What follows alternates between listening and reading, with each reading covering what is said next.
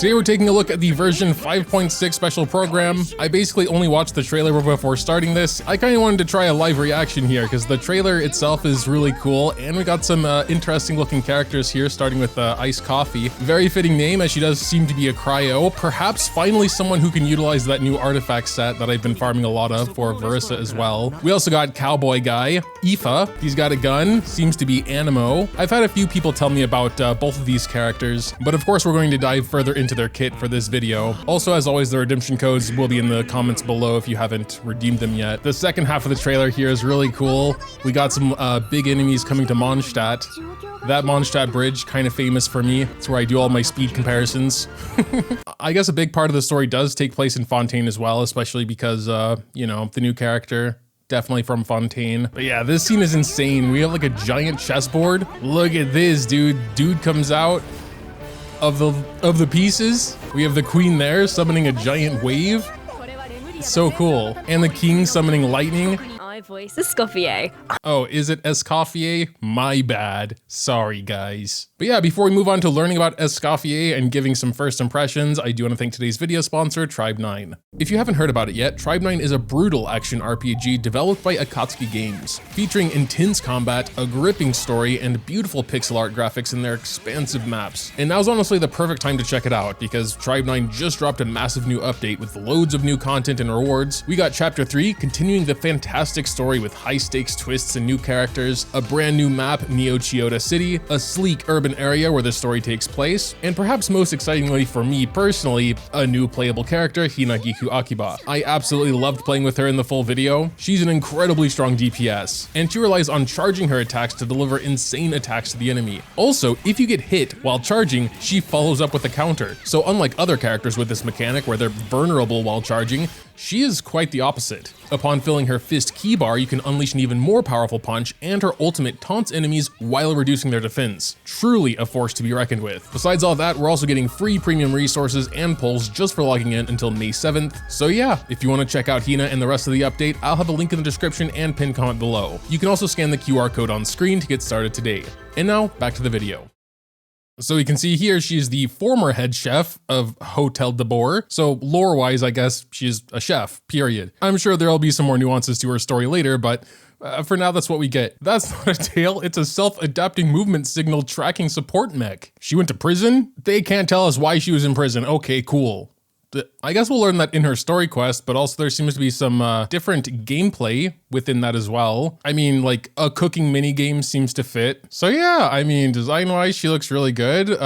Very Fontaine-esque. So, I mean, it makes sense. Definitely cryo. In terms of weapon, I think polearm, but we'll see that in a second. No, she's not catalyst. She is polearm. But she has a little catalyst-looking dude, like a little, like one of the fancy, you know, metal things where I'll probably throw something on reference because I don't know what they're called, but no, she definitely has a polearm on her back. Okay, wait, is she just like Seat Lolly Part 2? Because they're talking about her Ascension talent first, and that reduces Hydro and Cryo Res. I guess Res reduction does stack. Seems kind of weird that they would make Seat Lolly and then her right after that kind of almost do the same thing. I'm sure there are differences, but one of the commenters just said, well, they're not frozen, but the res reduction still takes effect. And yes, I mean, from this little text, it doesn't say that they have to be frozen. The amount of res reduction depends on the amount of hydros and cryos in your team, so very freeze focused. Though I imagine having like one pyro for vaporize or melt would probably work. It depends on how hard it scales. She has off-field cryo, which I feel like we don't have a ton of, so that's pretty cool. With her elemental skill, she summons a little dish that attacks enemies. Looks decently fast and has a little bit of AoE at least. That's pretty cool. She's also a team-wide healer. We have a decent selection of team-wide healers these days, but another one's not bad. What? That's so weird. Wait a second, what? If you hold her E, she'll summon a dish and then you attack that dish and you get food? What is going on? You just get food? Okay, we're definitely gonna have to check that out. I'm sure there's like a limited number of actual items. I can't imagine they're that powerful because you can just You can just get them forever, I guess? What is that? It's so weird. Okay, apparently they're done with their kit. We gotta go back a little bit to really dissect this. As always, we don't have all the details, but she does seem to be very freeze team focused. We all know freeze teams do have a massive weakness in that not everything is freezable. Though because her res reduction is just tied to hitting an enemy with skill or burst, it doesn't matter, I suppose, but also when freeze isn't doing what it's supposed to do, freezing the enemy, I almost feel like what's the point of taking a freeze team there then? Unless of course the res reduction is just that insane in a full freeze team. We'll see. I kind of doubt it's going to be more than like the standard 40%. Maybe they, you know, get a little crazy and bring her up to 60 because freeze is like not that powerful of a reaction. Banner wise, she'll be in phase 1 with Navia on the other side. I think Navia is a very good character, but I'm obviously going to go for her. I honestly, the thing I'm most excited about is her weird little food creating device. I don't really like cooking that much. If they could actually be decent, you know, decent food items, I'm just gonna do that forever. A new 5-star polearm for her, of course, as well. Oh, he's a 4-star? Okay, I thought he would just be the 5-star in phase 2. Also in phase 1, thank God. I always forget if I'm thinking of a different game, but don't they sometimes put the new 4-star on the phase 2 banner so that you have to summon for like not a new character? Oh yes, and then phase 2 we have Kanich and Raiden. Maybe I summoned for him. I did just play with the C6 Kanich. And yeah, while he is a lot stronger, he's also very strong at C2, so I don't know, might be a skip for me. Obviously a skip for Raiden, she is C6 already. Yes, one of my like 2 exclusive 5-stars is Raiden. Don't at me. Chronicled Wish is back as well. Anyone in here? Not really, honestly, that I need. Ito is my other C6, by the way. Stop laughing at me. Oh yes, I recently got Nahida as well. A slightly better decision, I suppose. Okay, I thought they were just gonna skip over Aoife, because usually they talk about both characters before the banner, but I think we get to learn about him now. Cool. Veterinarian? He's a veterinarian, I think, for Saurians. So he like, you know, pet doctor. Oh, he can fly? That's pretty sick. I mean, it's not that impressive, I guess. Oh well, you can sprint. A normal attack fires animo bullets, of course, being a catalyst. Okay, his burst is AoE damage, and when it swirls with one of the main elements, it'll do the main element in a bigger area. That's like all 4-star animos, I think. His elemental skill does look interesting at least. So you float up into the air and you can fire shots. And upon those shots hitting, it's a team-wide heal. Looking at Auroron over there, it seems to be a very weak heal. Like you need a lot of shots to do anything, really. Wait, they actually show a whole talent here. So it's a team-wide passive buff to swirl and electrocharge damage based on the amount of Night Soul points you have in your team. So another sort of Natlan specific buff there, I guess. No way. That's his exploration talent. That's the most niche thing I've ever heard in my life. So while you're in Natlan, while you're transformed into this little rock bro here, and his HP drops below a certain percentage, you can use some Phlogiston from Aoife to heal him. That's so specific. I mean, I guess it makes sense him being like a pet doctor dude, but like, that's so useless. Exploration ability could be pretty good, especially for being a 4-star, you know, being able to fly around and stuff. But yeah, the healing didn't look that impressive, and besides that, he's kind of a standard animo catalyst. Obviously, you know, we need to have all the details before I can say anything concrete. Those are just my first impressions on him. Guess we're moving on to the rest of the patch now. We got a new boss, another robot automaton. This boss drops Escoffier's ascension materials. Can't really prepare that much. A little annoying, but it's fine. As usual, the main event of the patch comes with a free 4-star weapon, a bow in this case. Sorry, I did everything within my power, but so far I've only managed to teach him how to say, what could the question marks be, chat? My guess is the Rizzler, because we have Risley there, and that's, all right, it seems like the main gameplay part of the event is one of these management sims. I honestly kind of like these. They're pretty satisfying, pretty fun, but I don't think they take too much strategy or thought, but you know, it's kind of just nice. You apparently can add like different attractions. So there's like coin collecting, platforming sort of stuff. Ooh, Tetris?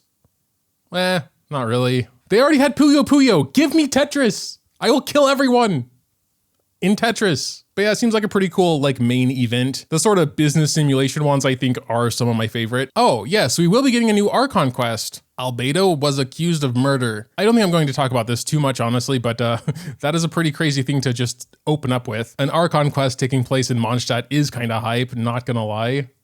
Oh wait, oh yeah, and then the chess pieces, those are a new boss. Are they like a new weekly boss? This seems like too involved for just another world boss, honestly. But I kind of thought the same thing about the Fontaine Dancer boss enemies, and they are just a world boss.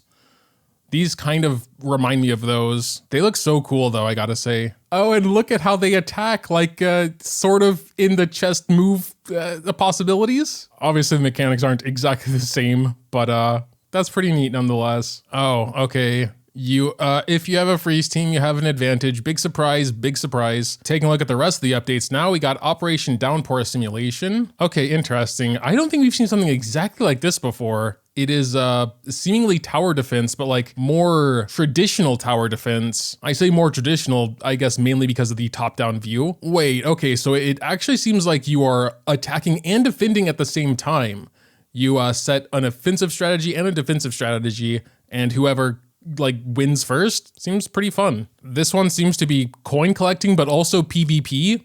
So you can like turn into the animals and attack other players. Chronicle of Shifting Stratagems also appears to be combat, but apparently it's a way to study and try out different team comps. I don't know why they said that specifically. It seems to be pretty much like most of the other combat events where you get additional buffs based on, you know, team members. But that's pretty standard. Genius invocation stuff. Leyline Overflow, System Optimizations, Imaginarium Theater, Character, Talent, and Constellation tab. Can we toggle them on and off? No, I don't think so, but okay, they seem to have added a sort of skill tree, but this seems to mostly just be information, like what happens when you level up the blessings. So I don't think there's any mechanical change, just visual. New rewards for the new Imaginarium Theater on June 1st. That's pretty cool, I guess. We got a elixir there. We're also getting a restart button for the last boss because it just takes you to the credits and that's annoying. Not anymore, so that's pretty cool. Oh my god, wait a second. For the character, talent, and constellation, I think they're going to make... I was just rambling for like 20 minutes about how this isn't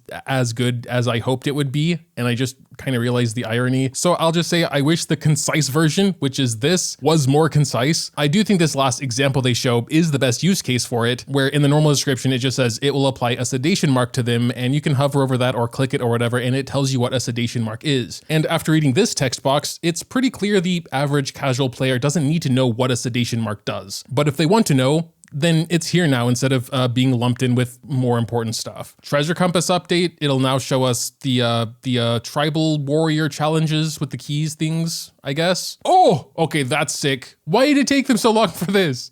But okay, yeah, we can just delete multiple pins at once. That's pretty cool. That's the best thing, I think. Collaboration news, Charlotte Tilbury x Genshin. Is that chocolate? I'm probably thinking about Cadbury. This is like makeup. They don't really show much. Not something I'm super interested in, I suppose. New OST album as well. All right, I think that was it. Pretty sick. I mean, yeah, I think Escoffier is the most exciting thing for me for this patch personally. The system ops were a little lacking in my opinion this time. But yeah, the food creating mechanic she has, I literally can't wait to try that out. Just see how much food I can get. There's probably some kind of weird cooldown on it, like half an hour. I don't know. It's probably annoying.